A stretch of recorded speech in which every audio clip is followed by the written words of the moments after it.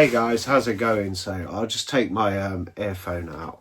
So basically, predominantly this video is going to be tales from the watch list. I've done a couple before.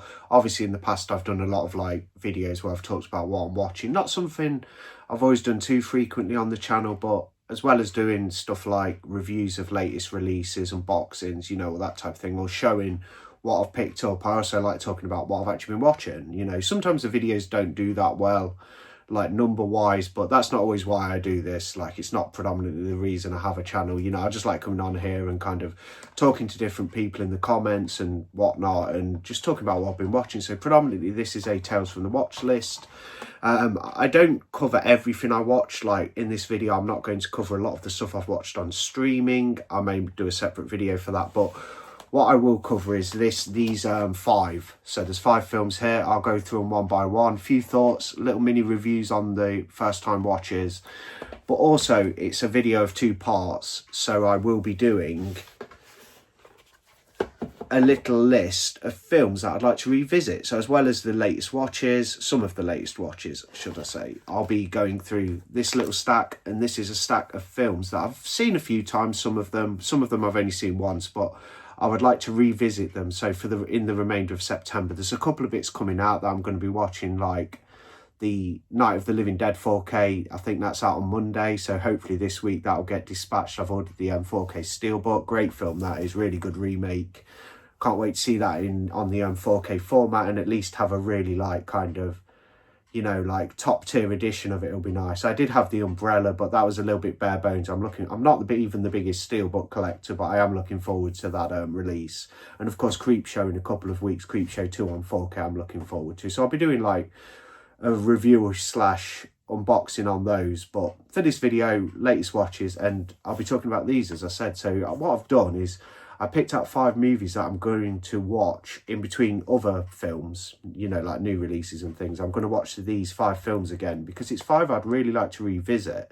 And then, of course, in October, spooky season, Halloween time, I'm going to prepare like a watch list of like heavy hitting, like old favourites of mine and some new stuff I've not seen. And, of course, Halloween themed horror movies, you know, with that kind of like aesthetic and tone to fit the time of year and the season perfectly. So I'll do a video on that in a few weeks. I'll talk about my October watch list, but in this video I'll talk about those 5 I'd like to revisit, and I'll perhaps give some reasons why as well. Hope I got the camera angle set up okay. Just a nice chill video. Just wanted to make a bit of content, like come on, talk about some movies. So got these 5 here in a stack, and I will talk about them. This is 5 movies I've watched over the past couple of weeks. I've watched a lot of other stuff, like last night me and my brother, he was feeling a bit under the weather, and we actually sat and watched the SpongeBob SquarePants movie, you know, the original one from 2004.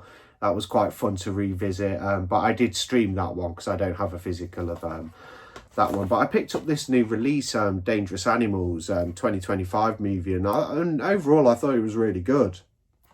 I remember someone put in the comment section, because I showed it on a post, I think, that I'd picked it up, and they sort of said about it being a little bit like a kind of, it's got a kind of like Wolf Creek vibe, with it being Australian as well, and about a killer.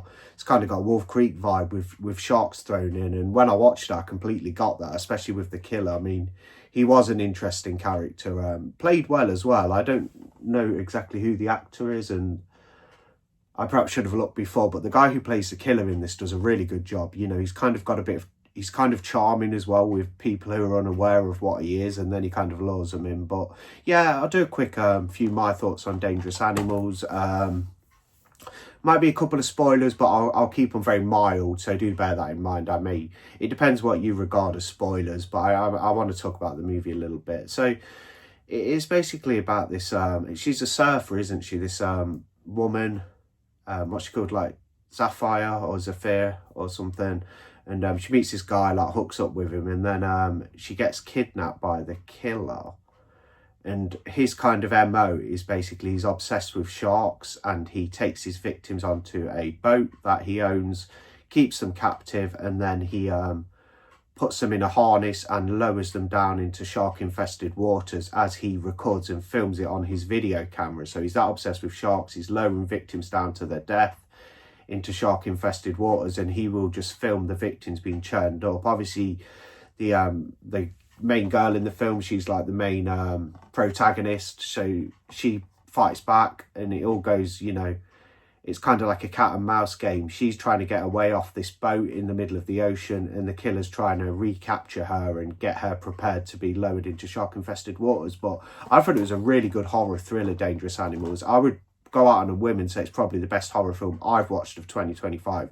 But I haven't watched too much, bear in mind. But for 2025 films, I do recommend Dangerous Animals. I enjoyed it. Good 4K as well, looked really good in 4K, but I guess that's a given with it being such a current and new movie.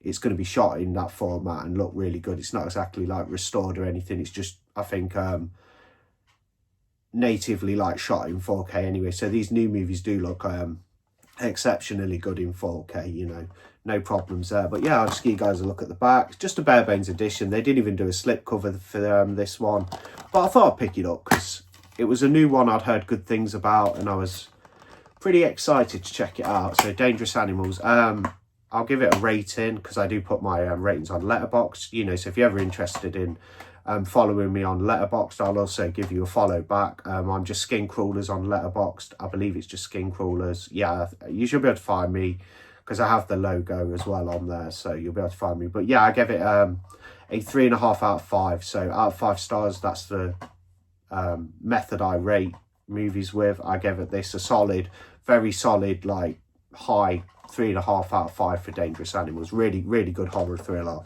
Revisited this one the other night. I have seen it before. Bigfoot, The Lost Coast Tapes. This is a Blu-ray edition, which is region free.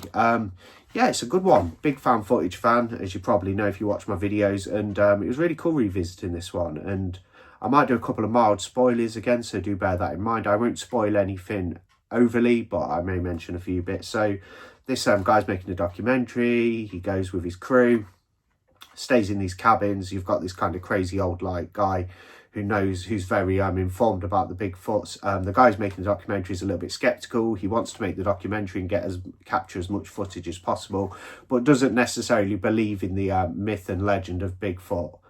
And yeah, it just goes from there basically. They're being stalked at night, they're hearing weird noises, but the fun thing about Bigfoot, The Lost Coast Tapes, is it's got a revelation towards the end, and you know, all I'm going to say, so here's a mild spoiler, but it's very, very brief and very, very subtle, is, yeah, the film's called about Bigfoot predominantly, but is what they've encountered out there actually Bigfoot? Because they're seeing these flashing lights when this supposed monster arises, and they're just hearing weird noises, and members of the crew are being taken out. It's a small crew though, mind you, but yeah, like, is it actually Bigfoot they've encountered? But yeah, it's a fun found footage one. I do like Bigfoot, The Lost Coast Tapes. Watch this one, had a good time with this. Trilogy of Terror 2. The first one's all right. I do quite like it. That guy's funny. What is it? The Zuni fetish doll. It's called. That's back for the this one. It's an anthology series like the first Trilogy of Terror from the 70s. It's another anthology made up of 3 stories, segments, all played, and the character and the actress who's in it quite a lot is I'm trying to get her name because I don't. Yeah, is it Lizette Anthony? So the same actress reoccurs in all 3 segments, playing a different character with it being anthology. But yeah, the final segment is once again like the first Trilogy of Terror, dedicated to the Zuni fetish doll, which is a great little character, just that little doll that's just really sporadic and moves really quickly and really unhinged, and just trying to basically stab people with its little knife. That again is like with the first Trilogy of Terror. I think the fetish doll segment's the best, which is the final one in the first one. Same here for Trilogy of Terror 2. But I did enjoy all the segments. There's one with a controlling husband, and the wife is having an affair, and herself and her lover come up with like this idea to knock off the husband to basically gain you know, inheritance from him because of his death, and that's an interesting story too. So all 3 segments I did like in that one. A couple more of the latest watches to show. Both both these ones remaining are 2025 films. I watched this one, Sinners. Wanted to watch this for a while, heard it's one of the best horror movies of 2025. Yeah, I liked it. I didn't love it at all. I thought it was good. It's definitely done with From Dusk Till Dawn, you know, in mind, I would assume.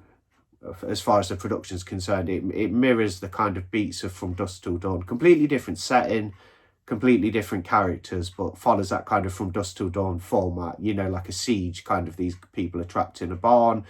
They're basically under siege from vampires. But yeah, I liked it. I thought the characters were kind of good. There's some good like character work in here. The actors are pretty good. The guys,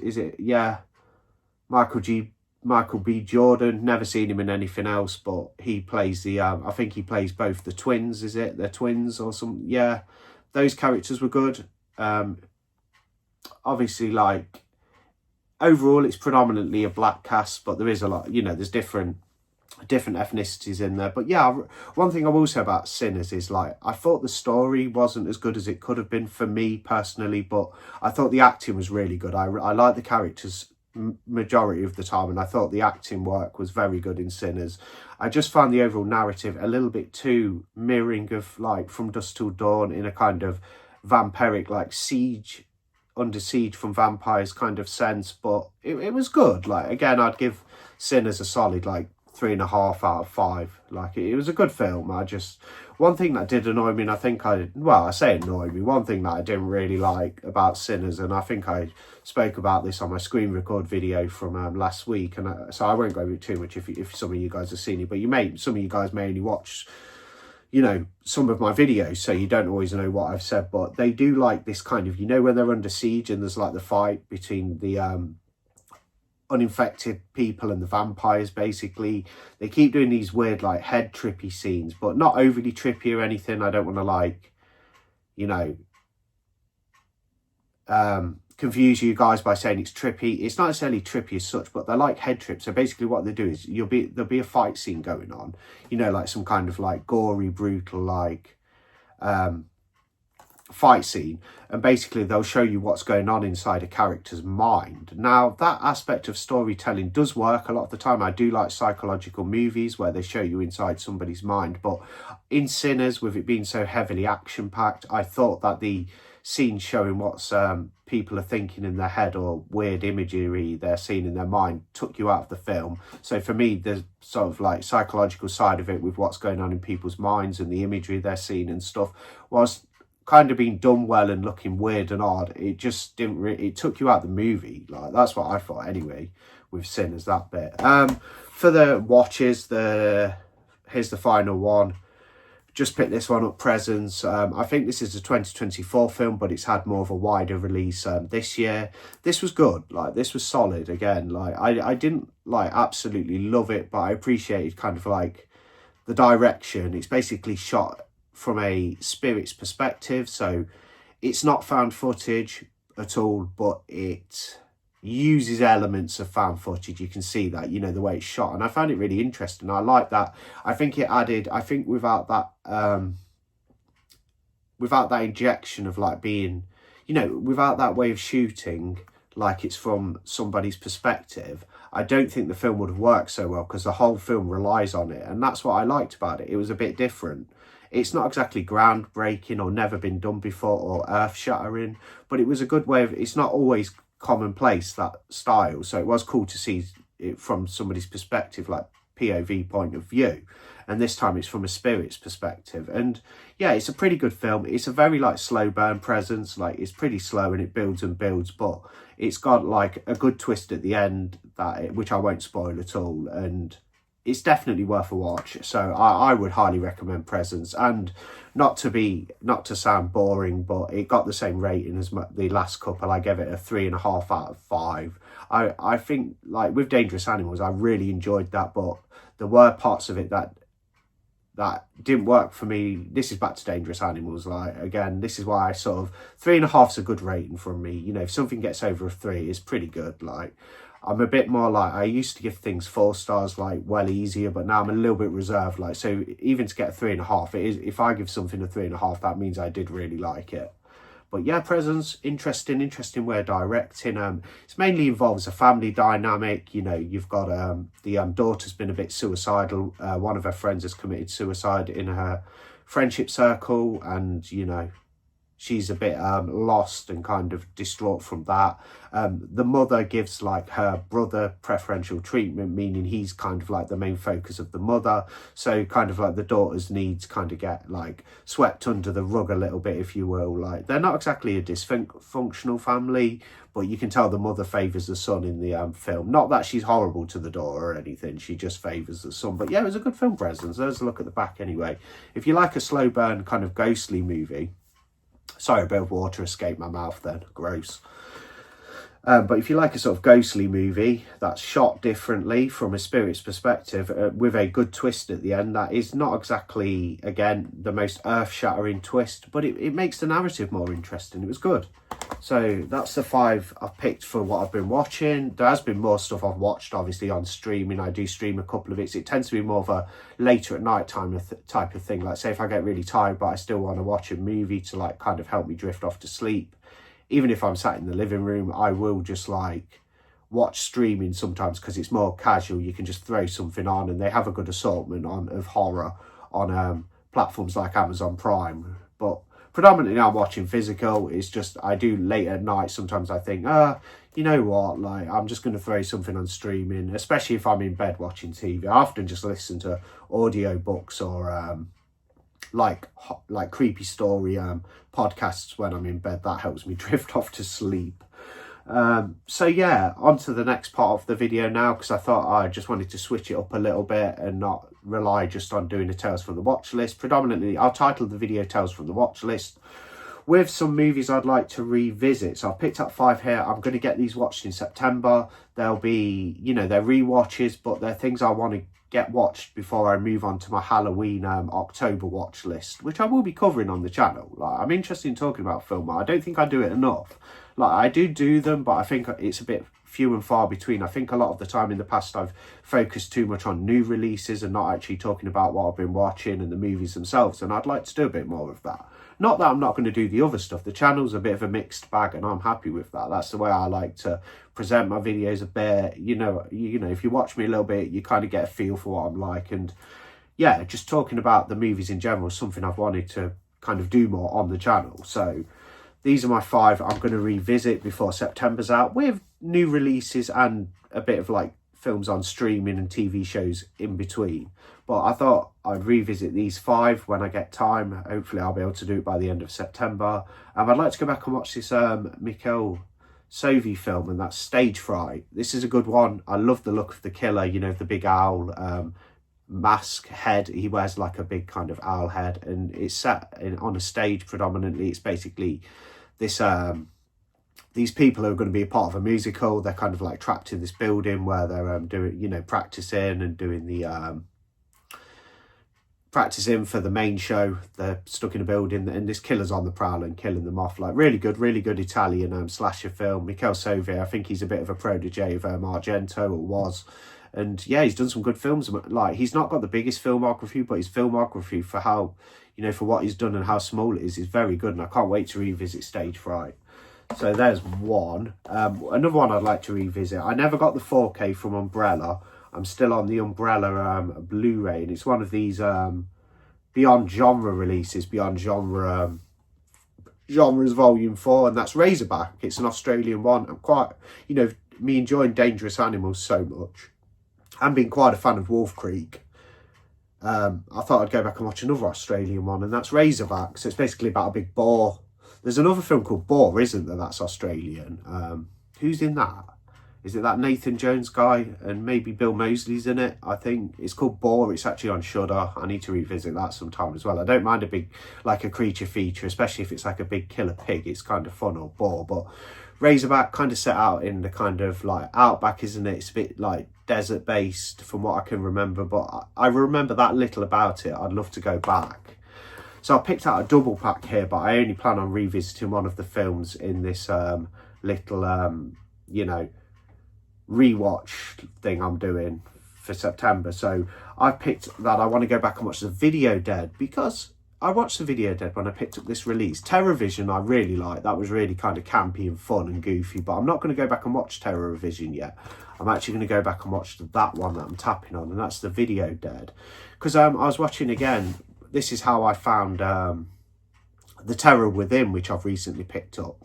And I was watching this video on YouTube. Can't remember the channel's name, so sorry about that. But it was a bigger channel anyway that gets, you know, like thousands of views. But the guy had done a look, you know, like a list of like 10 trashy movies you need to see, and it had stuff like a lot I've seen, like Madman in there. I did find The Terror Within, which is a good little 80s gem, and it showed this one, Video Dead, and I was sat there like thinking, have I seen this? Have I seen this? And then they were like, Video Dead. And I was like, yeah, I have seen Video Dead. And I remember not liking it when I first watched it. But when I saw this guy talking about it and showing clips on his countdown, it really intrigued me. I was like, yeah, I want to see this again. It looks like the kind of low budget, trashy nonsense I'm into. It's just, I can't remember the film. So I don't know what headspace I was in, like say 5 years ago, 6 years ago when I picked up Video Dead and watched it.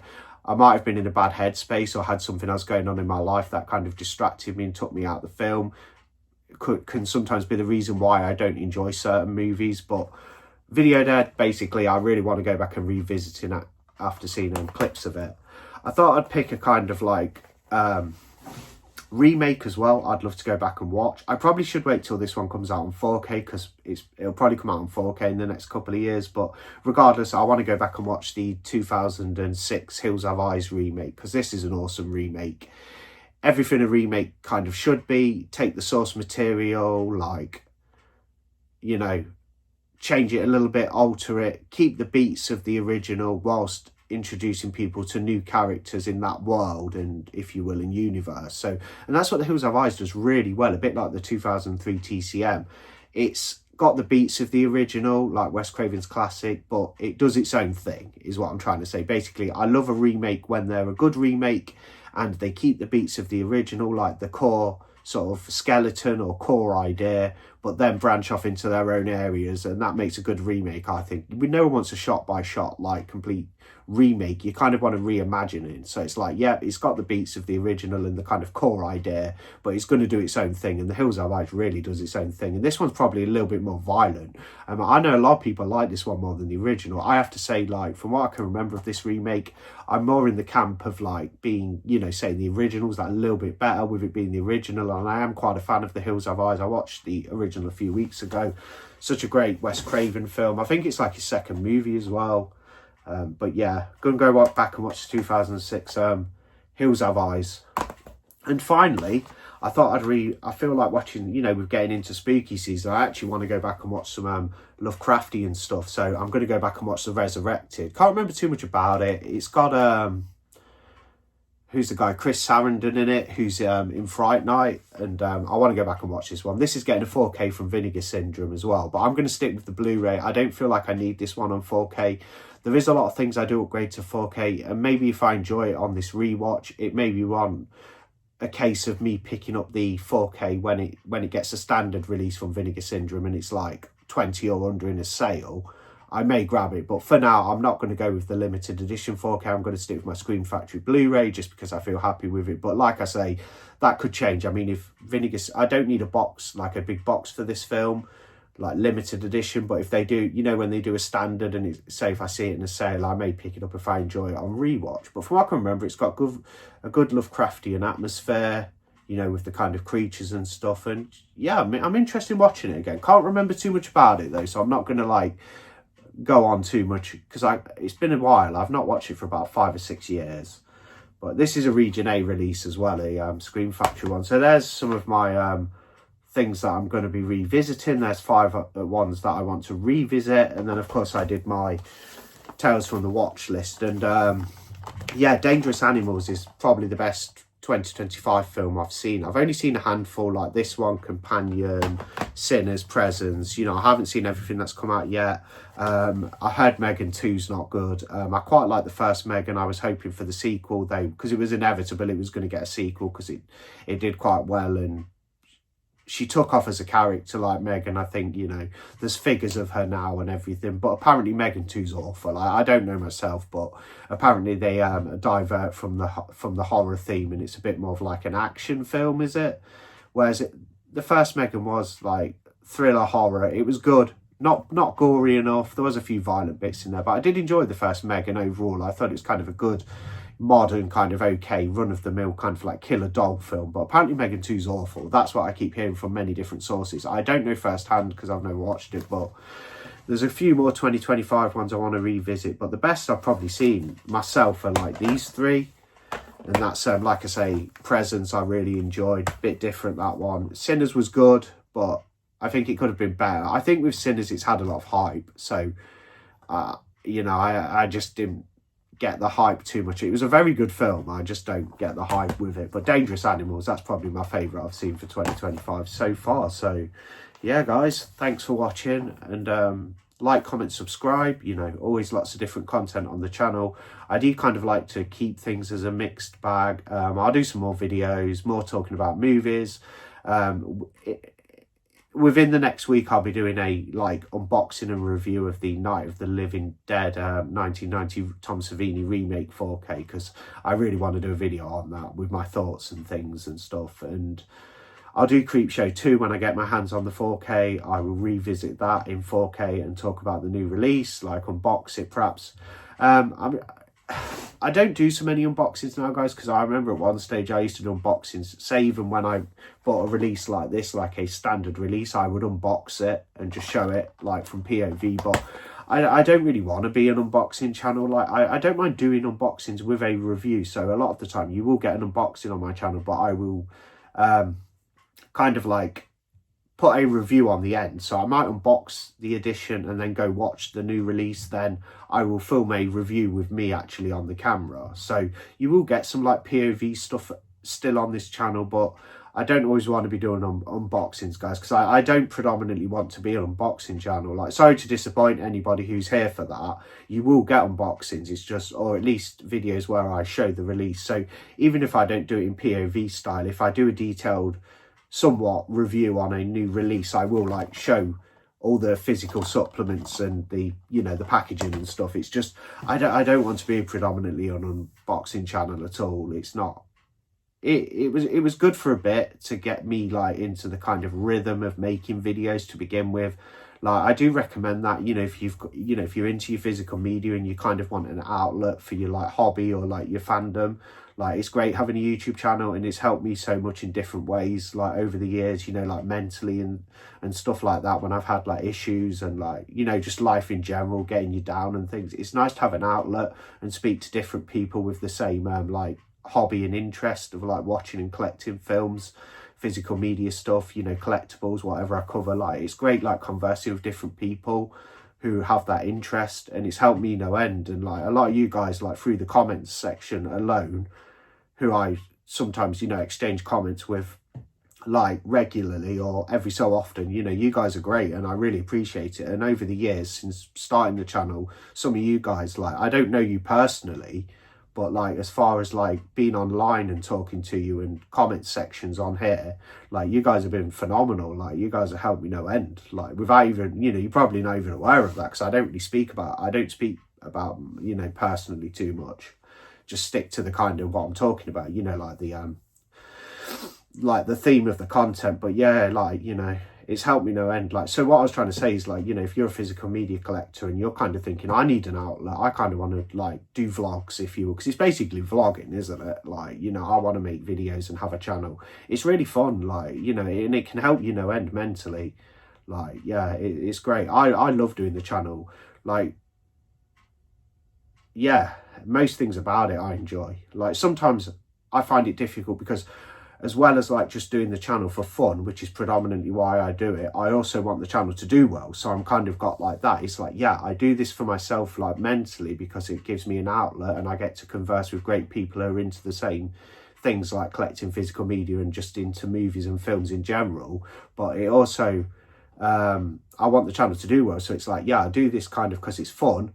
on one hand, but also because I'm more into it now and established the channel, you know, like a little bit in a small manner, like I kind of want it to do well as well. So sometimes it's hard because I'm kind of thinking, I don't really feel like doing a video today, but then sometimes because you want your channel to do all right, you kind of feel like, you know, giving yourself a little kick up the arse and thinking like, yeah, I'm going to put something interesting out because I want the channel to do well and reach more people so I can actually converse like with more people and stuff. But I also, no, I'm not feeling it, but you kind of get that, like, you're like, well, yeah, but some days I just don't do it because I think, well, at the end of the day, I'm doing it for fun, really, and to speak to, you know, connect with other people about similar interests. So there is that. But then there's other days where I think, oh, I better do a video because, like, I want the channel to do all right, like, for what it is. But yeah, I love it. I love doing it, really. And some of my videos do a bit better than others. Like, I could get a video, like sometimes unboxings do great. Like, I had one last year. I got thousands of views on my unboxing of the Nightmare on Elm Street limited edition 4K from Warner Brothers. Got loads, but some videos like this probably won't do that good, but that's fine.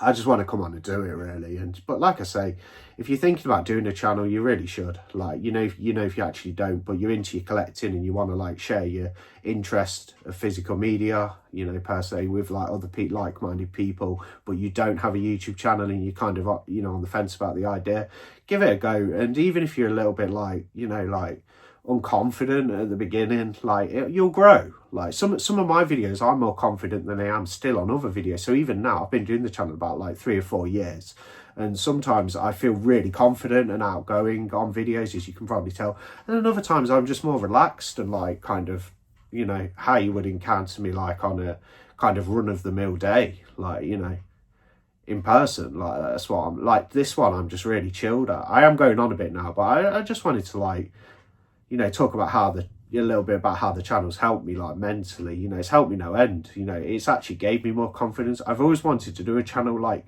say 10 odd years ago, I kind of wanted to do gaming because I was more into my gaming then, and then I got back into collecting because I've always kind of collected physical media since a kid.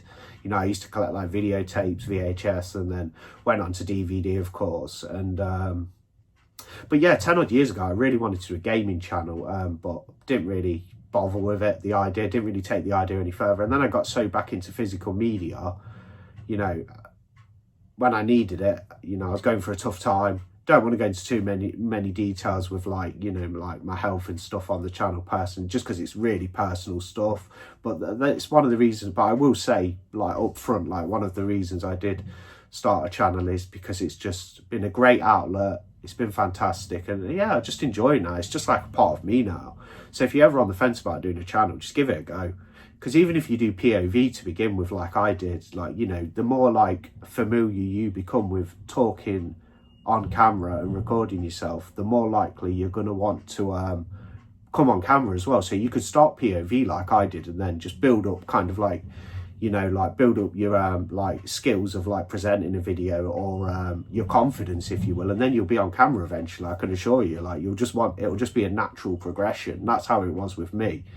And yeah, I just come on camera and just go on and on like I am now. So I'll give it a rest now. But yeah, you know, anyone who's been cool with me, like, especially like in the comments and stuff, anybody who's been cool with me, you know, thanks a lot, guys, because, you know, this is a great outlet, especially being such a big film fan and collector. Like, I love this outlet. I love having the channel. But, you know, and like, fingers crossed, I don't get many negative comments lately. I've had them in the past. Like, I've had quite a few.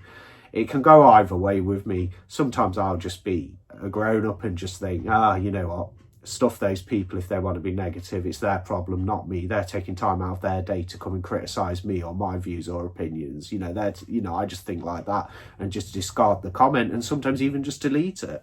And then other days, if I'm in a bit of a fiery mood, I might say something back. Like, I don't mean to be horrible necessarily. It's just when people are attacking you, sometimes you gotta, like, you know, stick up for yourself. But I rarely get bad comments. I'll probably get a bad comment now, but not of anyone familiar, I'm sure.